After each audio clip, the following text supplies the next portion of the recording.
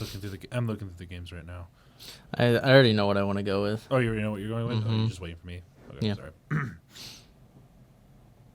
You better be nice this episode. What? You say something mean, I might spit on you. First of all, that's disgusting.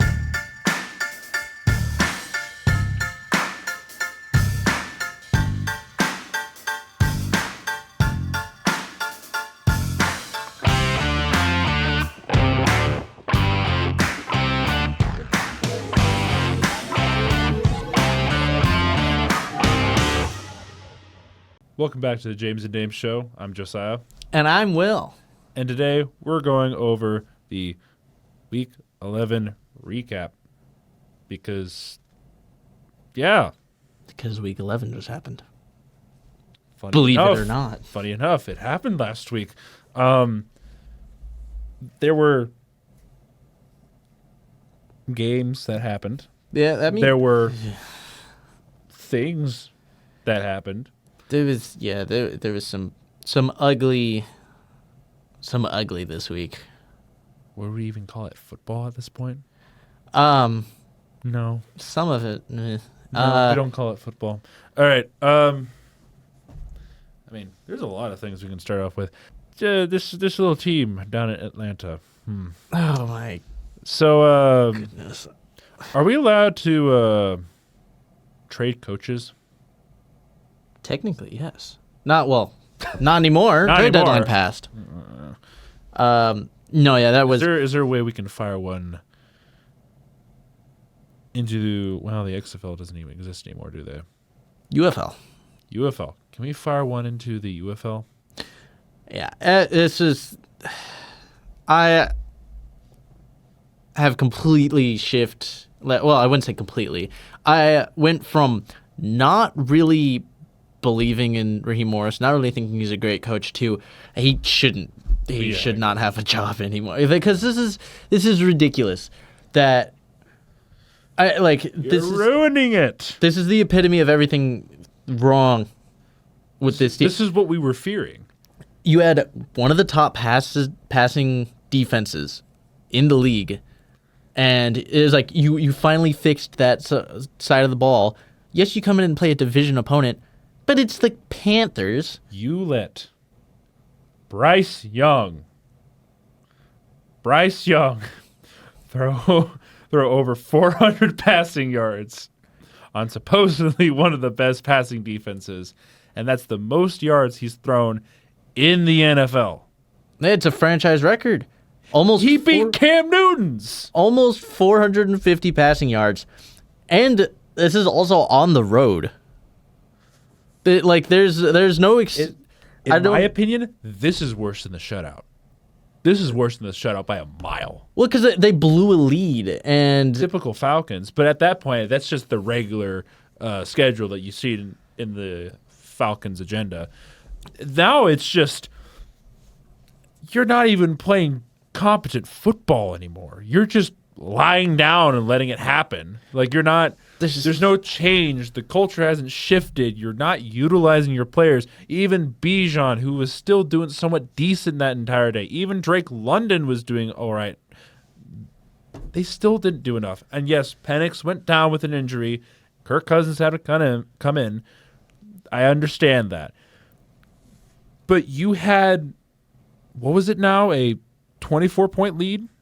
I think it was a 14-point lead. 14-point lead? Okay. I think was what it was. But Point still being, you had a lead.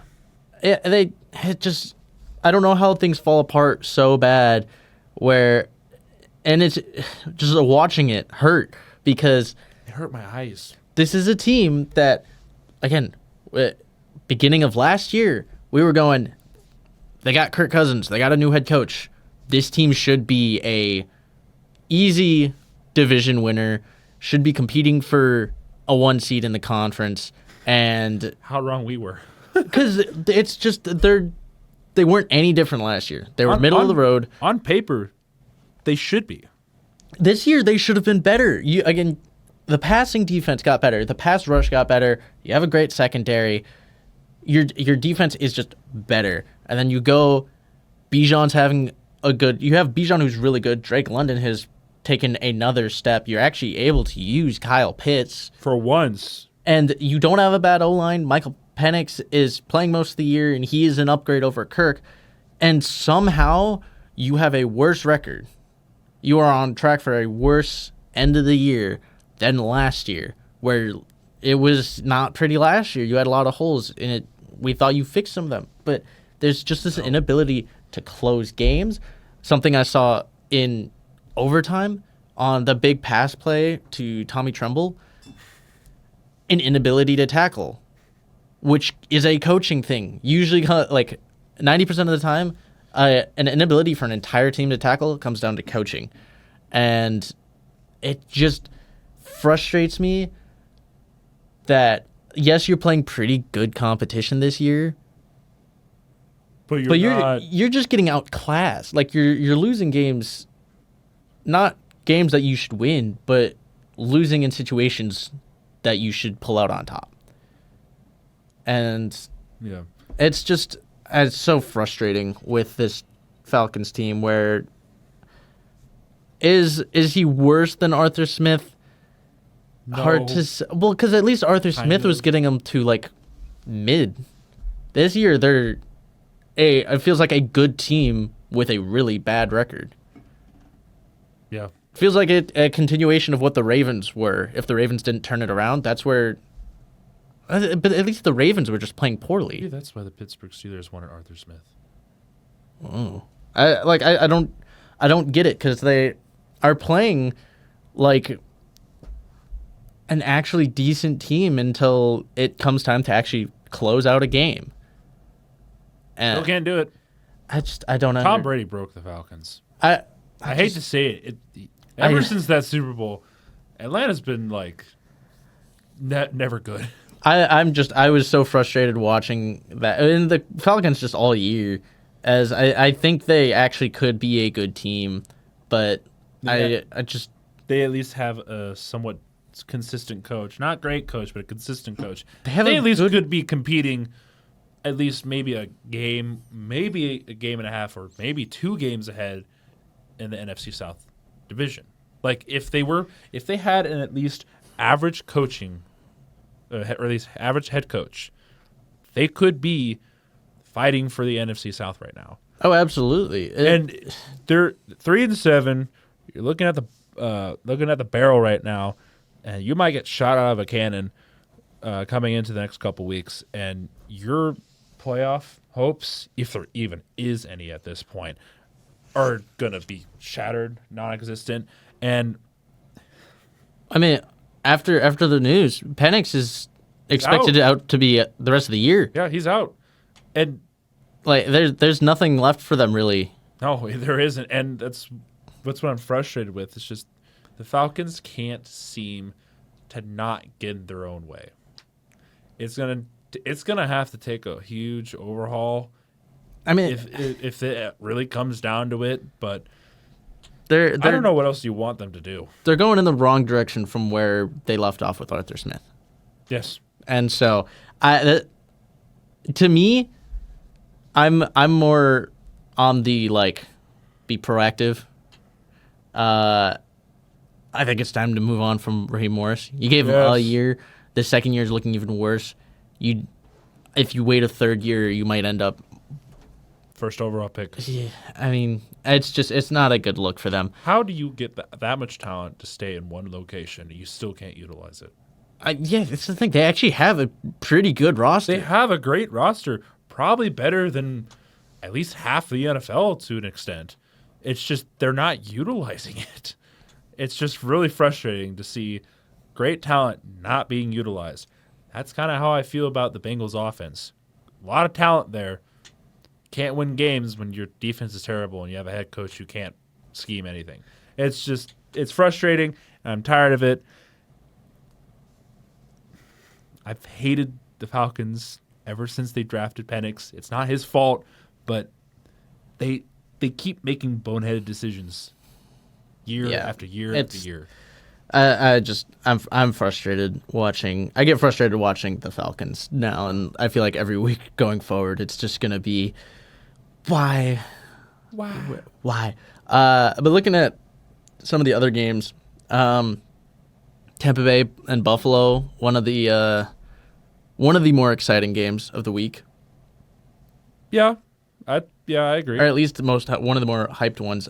This one was actually really close for most of the game. Yeah, I was about to say because Tampa Bay had a lead at one point, right? There were 9 lead changes the entire game. I was about to say There was like towards like the end of the. It was back and forth. But last Buccaneers lead was 32-31, and then Buffalo drive. They drove down the field. They drove down the scored. field, scored a touchdown, and then managed to get the ball back and score again. And that's kind of what put it out of reach. Which, I mean, watching the game, I when I saw Buffalo get the ball back, my thought was, Buffalo, if you don't score a touchdown here, even if you come away with a field goal, it only makes it an 8-score game or an 8-point game. Yeah. That is well within Baker's range. But They heard your call. yeah, They heard your call. I will say Tampa Bay has not seemed like the same team from weeks past. They've been Baker's getting worse and worse. Injuries are stacking up against them. It's not their fault. The injury bug hit them as well, but not to an extent of other teams, though. It's just when you're missing Bucky Irving, Chris Godwin, you're just not clicking on offense. Oh, who was it? It was I can't remember his first name, but his last name's Tucker, the backup. is it Sean Tucker? Sean Tucker. He had an amazing day. He had a Great good day. game. I did not know he existed. Yeah, he's not Bucky Irving though, and No. that sets them back a bit. Again, Baker's not playing at the same level he was earlier in the year, and Todd Bowles, where we thought his defense had turned it around because they were playing well earlier in the year, Yeah. has kind of been kind of soft the past couple weeks, They've- and so it leaves a lot to be desired. Buffalo defense didn't show up much, but this offense is back to clicking. Where Buffalo's just so inconsistent. Where their defense can be really good, their offense can be really good. We don't get a lot of the same. We don't get a lot of the both of them at the same time. Yeah.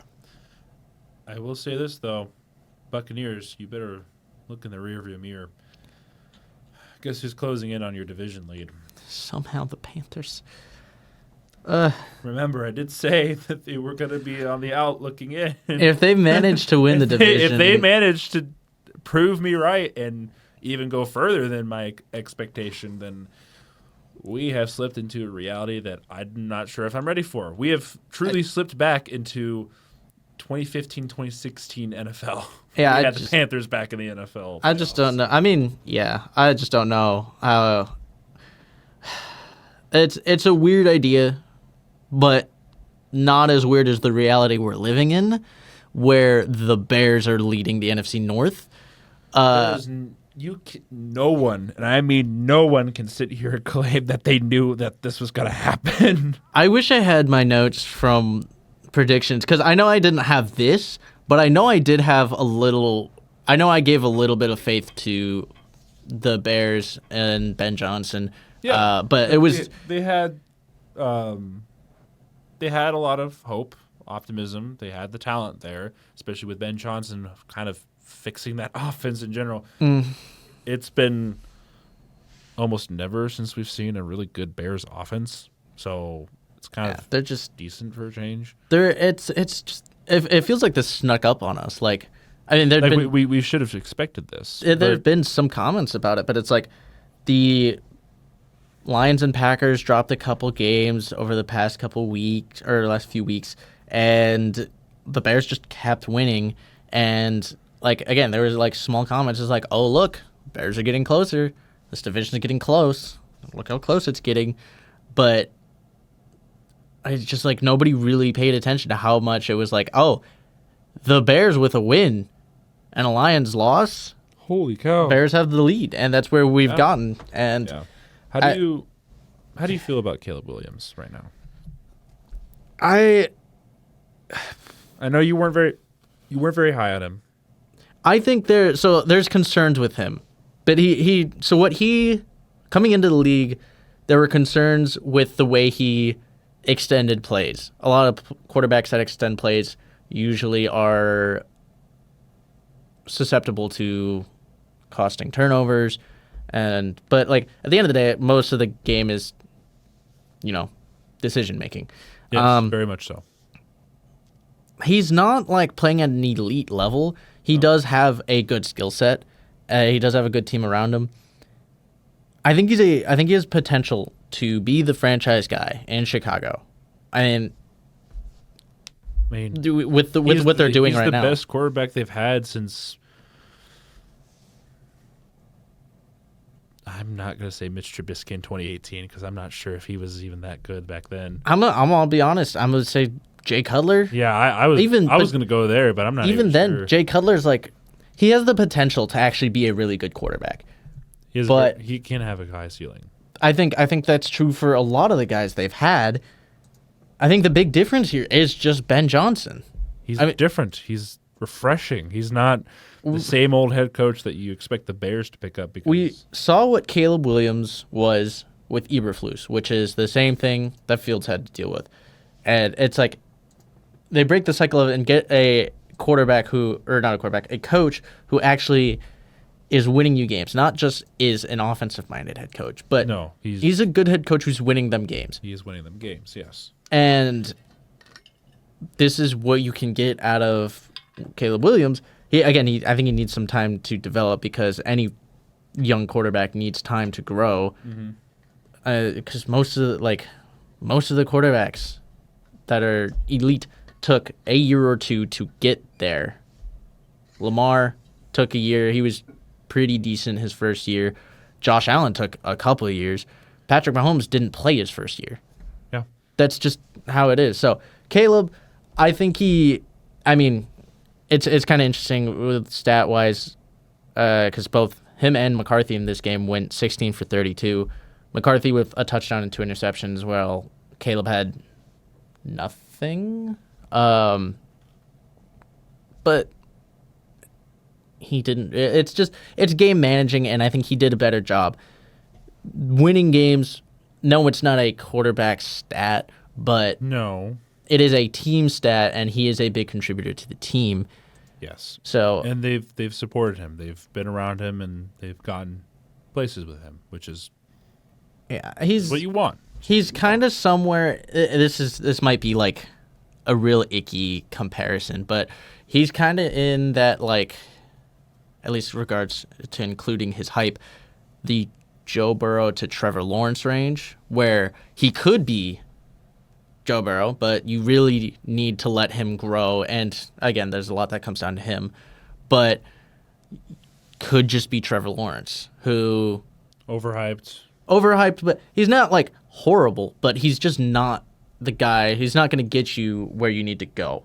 So okay, I think Caleb, he's playing well this year. I'm excited to kind of see what he does going forward. But do I think he's a top 10 quarterback right now? No.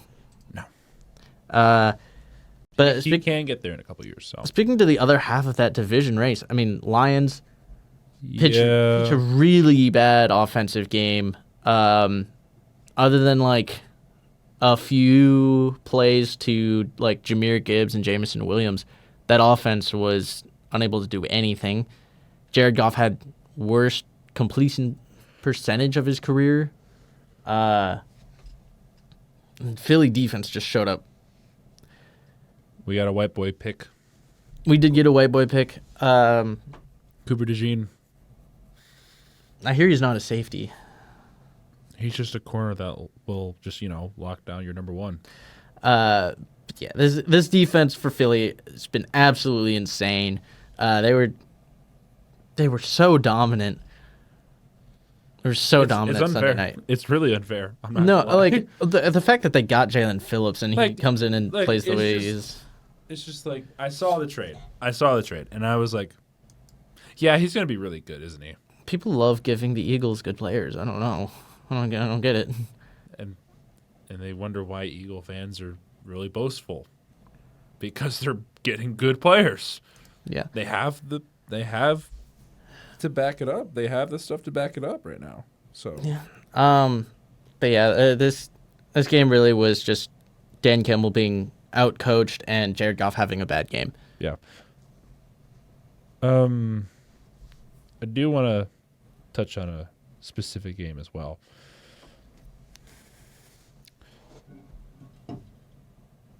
Are the Jaguars middle of the pack? Are they good? Are they bad? I don't know. The Jaguars. So where I'm kind of at with the Jaguars is, I think they have a good run game. When they are, if they call a good game, their run game is very strong. They have the potential to be a really good run heavy team. Trevor Lawrence, I'm not very high on right now. That defense, I think a lot of this game speaks more to how long of a season and how hard of a season it's been for the Chargers. Mm-hmm. And this is one of those slip ups where it's you could have definitely won this game, but easily that like the O-line is not good with how injured it is. It is not a good O-line, and it was very difficult for them to get anything going on offense. And then, meanwhile, the defense couldn't. They didn't have a good week. No. I think it speaks more to the Chargers and how much the season has worn them down, rather than how good really the Jaguars are. Maybe how good the Jags can be doesn't really involve Trevor Lawrence doing much, which just goes to show how necessary he seems. Yeah. I think it's more a testament to the Chargers' struggles than the Jaguars' success. I think the Jags are middle of the road kind of team that can sneak out some wins that you think maybe they should take a wild card spot in the playoffs? I think they could. I don't think they're the most deserving team of a wild card spot, but I think they could get one. That's fair. Let's see here. I do want to touch. This might have been the biggest game. Kansas City playing Denver. Denver continues to grow that lead of first place, and nothing's solidified yet, but they're sitting pretty right now. While the Chiefs are in a really rough spot because now they probably have to win 5 more games at least, at the very least, to get into the playoffs, because it's not going to be an easy road to get into the playoffs for them now, because they do not control their own destiny now. Yeah, theoretically they could get back into, they could even still win the division, but it's going to be such long odds for them, and the way they're playing, it's a very long shot if I've ever seen the odds of KC making the playoffs right now are not good. No, they're really bad, and I'm not surprised that it's not looking great for them. Because we talked about this. At some point, dynasties fall off, and at some point, the league changes. They adjust. Mm-hmm. So, something else I wanted to mention. This might be like the first time where it's not even for my team, the Ravens-Browns game, as the most anticipated quarterback for people to see. Shedeur finally got to play after Dylan Gabriel suffered a concussion. Shedeur had he did not have a good start. No. 4 for 16, a pick. Yeah, 47 yards, a pick, sacked 2 times, 27 yards. He's not had great pocket awareness. Well, so I'm so back and forth on this because I've seen it's very divided on the internet because easily. People were calling for him to get play time. He finally plays, and it doesn't look good. Some people are like, he's not good. He wasn't ready. Like this is exactly why he wasn't playing. But at the same time, apparently he's never taken it. He took no snaps. He's taken no snaps all year with the first team. He's only played with the scout team, and he's thrown out there expected to play well, and But like, there's this back and forth where it's like, it's a next man up sort of thing, and he did not have a good attempt at it. But at the same time, it doesn't seem like Cleveland is really giving him a chance.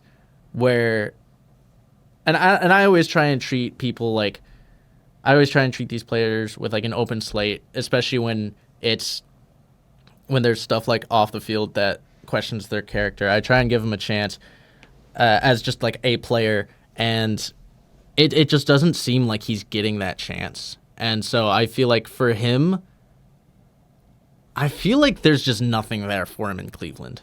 Like there isn't. It's really early, but I feel like if he stays in Cleveland, he's not going to get anywhere.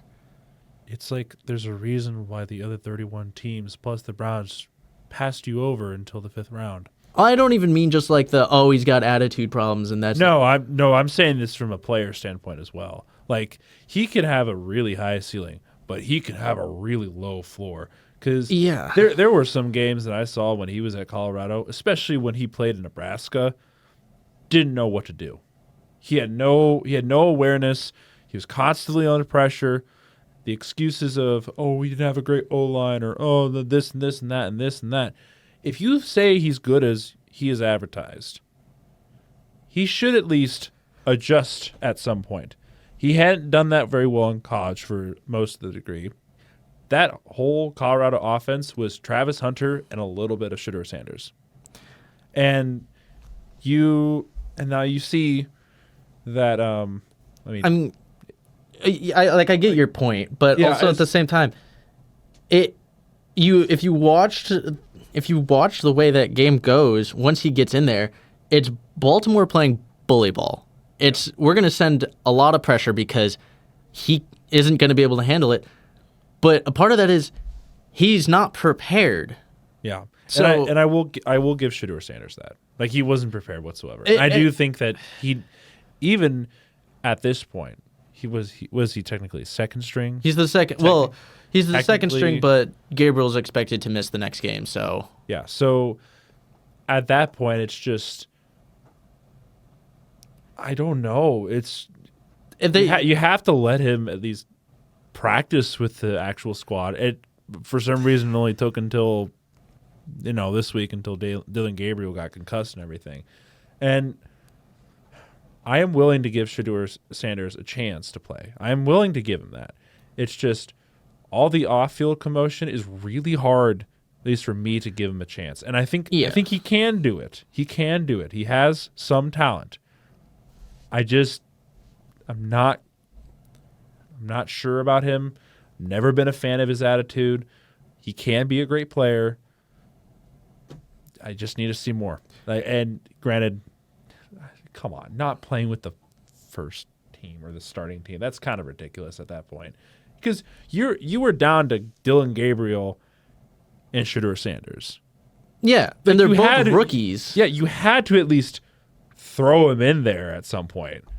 But apparently not. And this is why I'm so back and forth, because again, Shedeur didn't look good. Yes, there's a level to where he should step up and be prepared on his own, but you can't give him that opportunity if you don't let him play with the actual starting team. It just feels like the Browns aren't giving him a chance.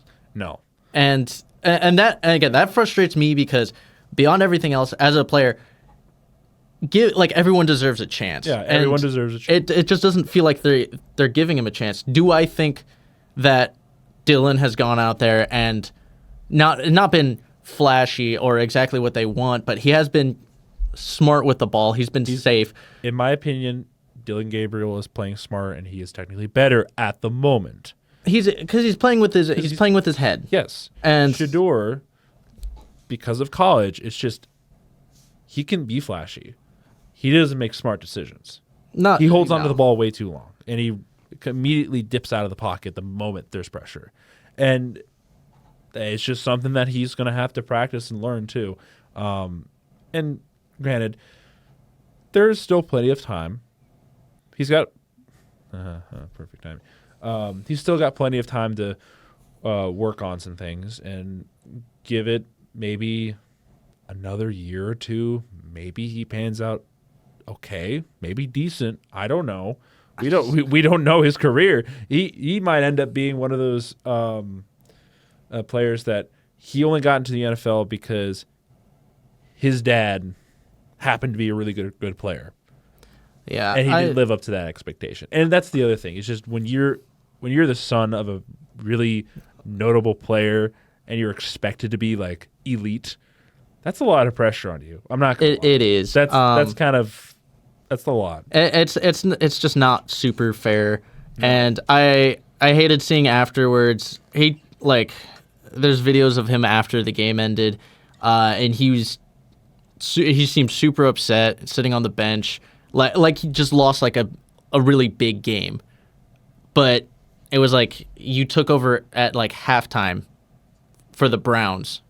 Yeah. In a game that like your team is not good, but he took it really. It looks like he took it really hard.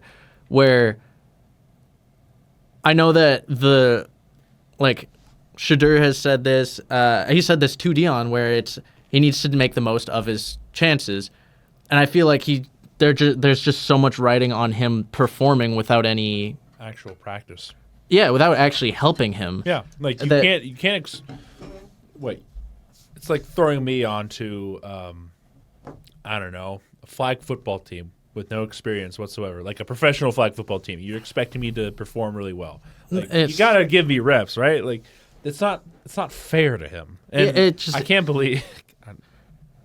Here I am supporting Shedeur Sanders here, but you gotta give him a break. You gotta have a chance for him to go out and try to succeed. You can't just let him sit on the bench and not let him practice with your starting roster.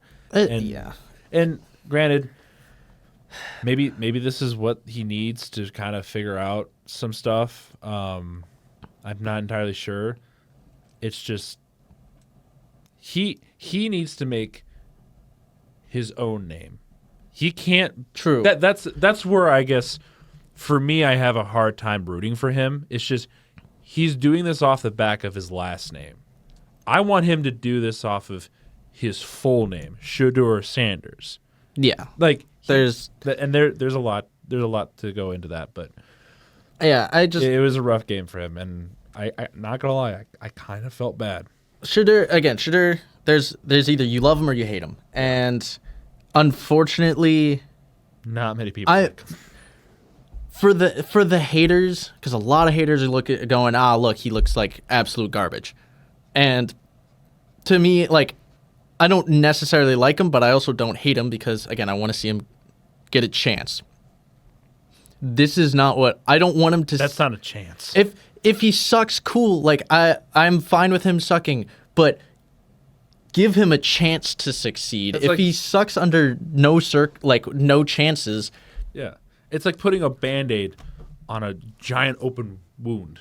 It's not gonna stop anything. I just like for people who are hating on Shedeur, fine. I get you're annoyed with the stuff off the field. Does this make you feel like you proved a point when he doesn't have enough to work with? And again, I'm not gonna also say, he's gonna be great and he just needs more time. You're saying that in the perspective of I need to see more. You need to see more. You need to actually give him a chance, and he needs time to actually develop. That's what every quarterback needs. That's what every player needs. I mean, even the great quarterbacks need time. There are gonna be some rough games. There's gonna be some rough years. Hell, look at Sam Darnold. Took him a while to actually be somewhat consistent. Somewhat. Like, he still has some rust to get off, but like there are quarterbacks that it just takes them a long time. Maybe he ends up being one of those journeyman quarterbacks where once he finds his team, he might end up being really good. We don't know. I don't think Cleveland's giving him a chance. That's not the spot for him. I'm surprised the Browns went with him. Jokes aside, he shouldn't have gone to Cleveland. No, he should not have. I think he should have gone somewhere else. I don't know where, but it wasn't Cleveland. To kind of blow through a couple of things from the games and some news. Something else from this game was Myles Garrett getting 4 sacks. I think he has, is it 10 sacks in the last 2 or 3 games? Yeah, he's literally doing everything possible to win them games. Yeah. They're still not doing it.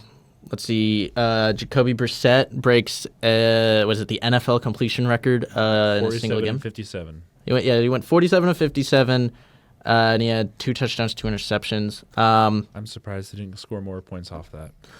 No, I mean, Cardinals beat themselves a lot in that game. It's also the Cardinals, so I'm not. Aaron Rodgers fractured his left wrist, is what it was ruled. Apparently, no surgery is required, and they're uncertain if he's going to play right now for next week. Apparently, which I don't understand.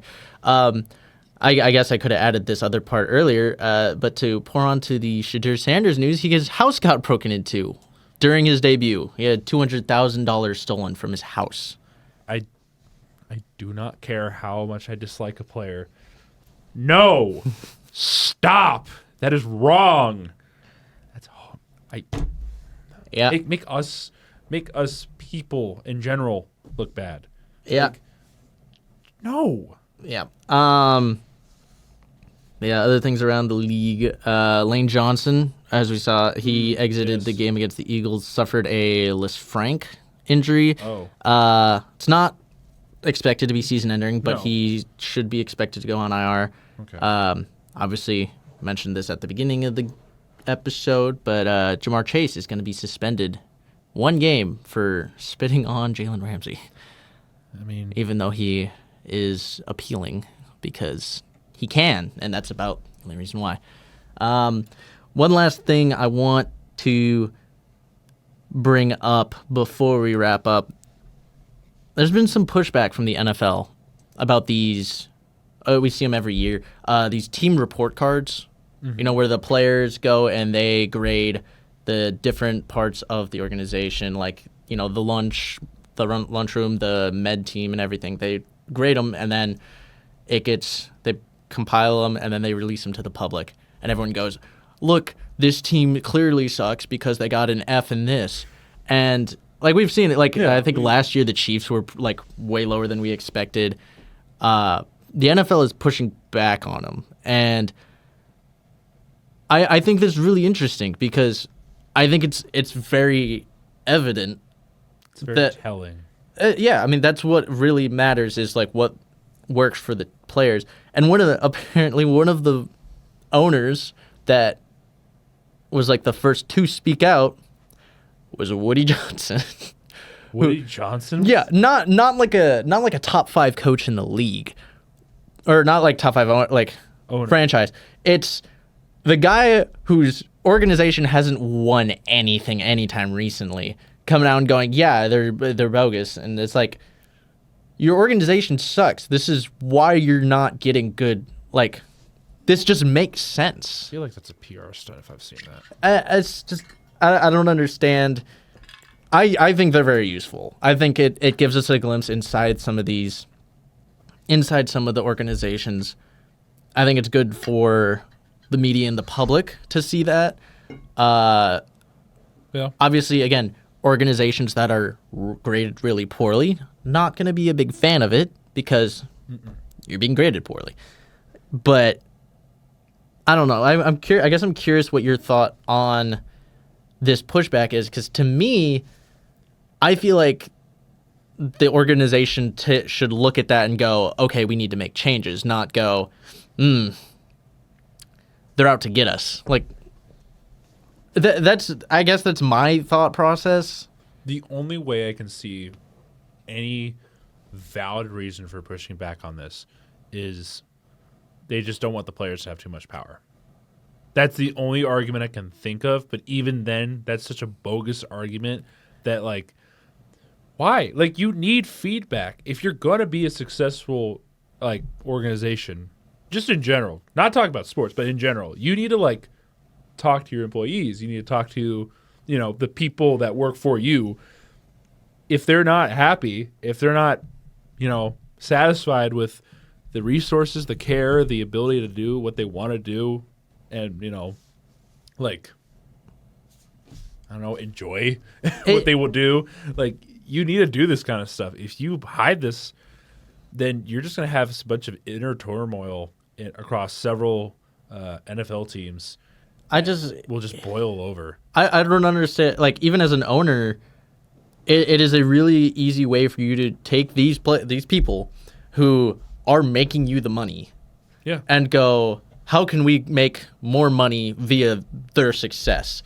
And go, oh, they think this is bad, improve this, maybe that'll help. Because that stuff does matter on like the it tiniest usually scale. does, yes. But I'm just confused why it's an ego thing.